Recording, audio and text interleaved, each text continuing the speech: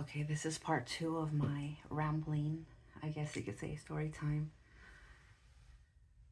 So, obviously, I mean, like I said before, I got into this relationship when I was 16 years old. Everything seemed fine until we got married, and we got married right away. I had to wait till I was 18 years old, and I was pregnant at that too. So, I would say after we got married, he started showing some of his true self,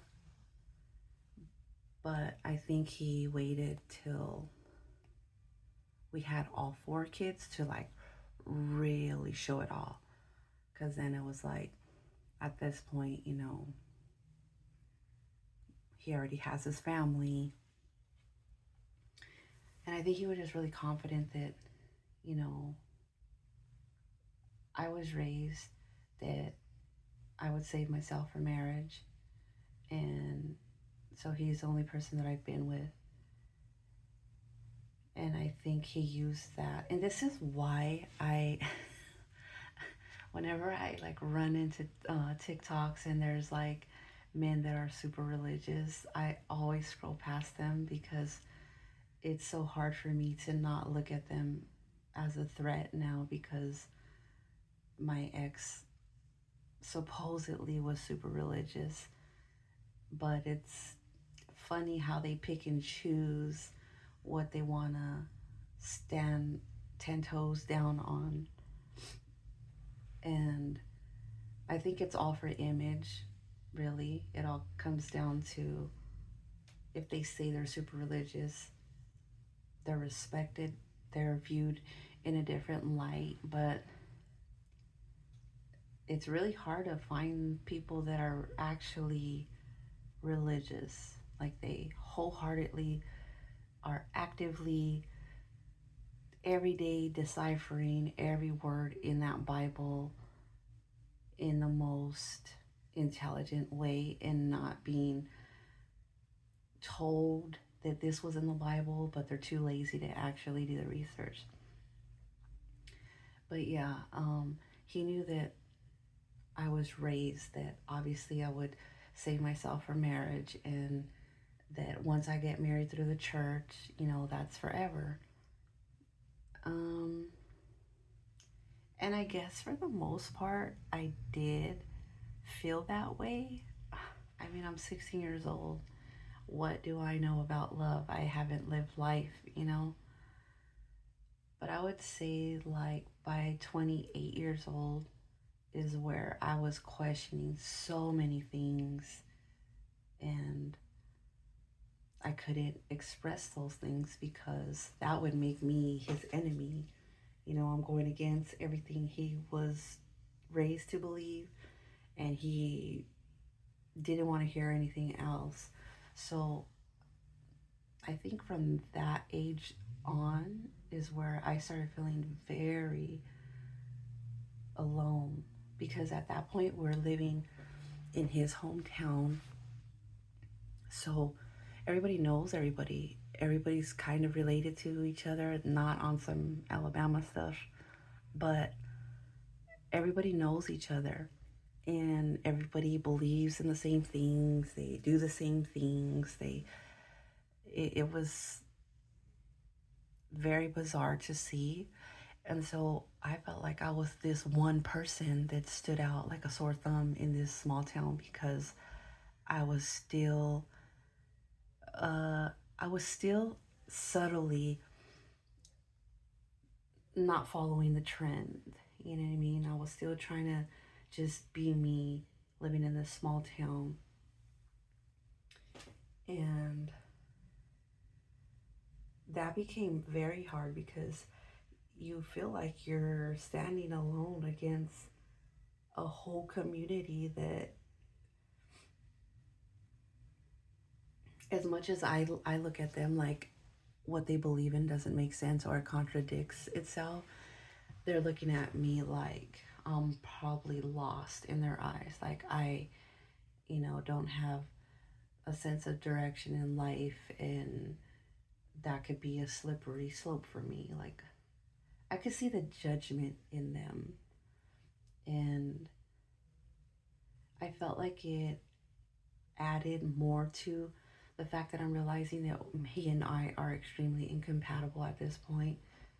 You know, he's an extrovert, I'm an introvert. He likes to be around so many people, and I don't want to be around a lot of people. They drain me.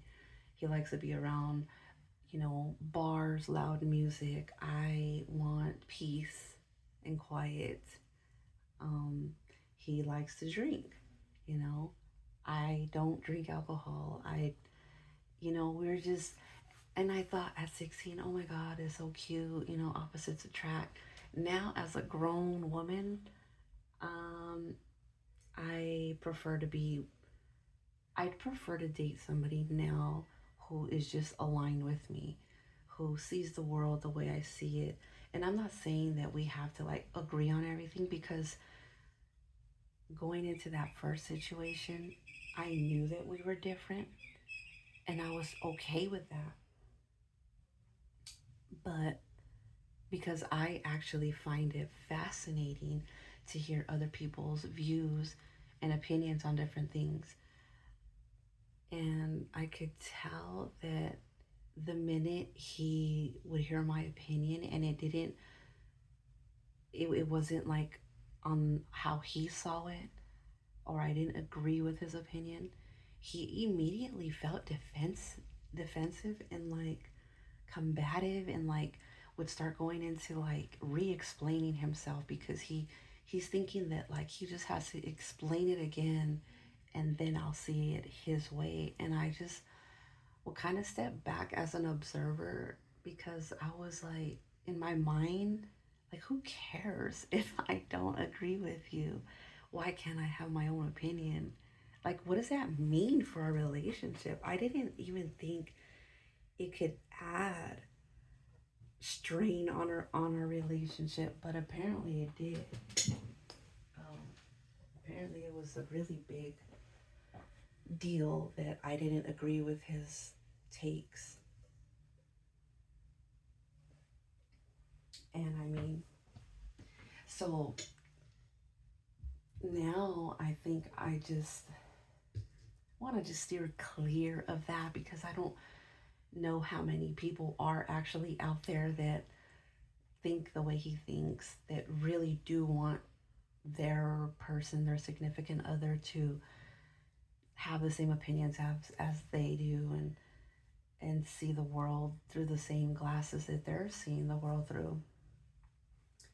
I thought that because we had different views, that that's how we could teach each other and add value to each other's lives. But in that situation, I was wrong, because, like I said, he was very resistant to ever feeling like I could teach him anything.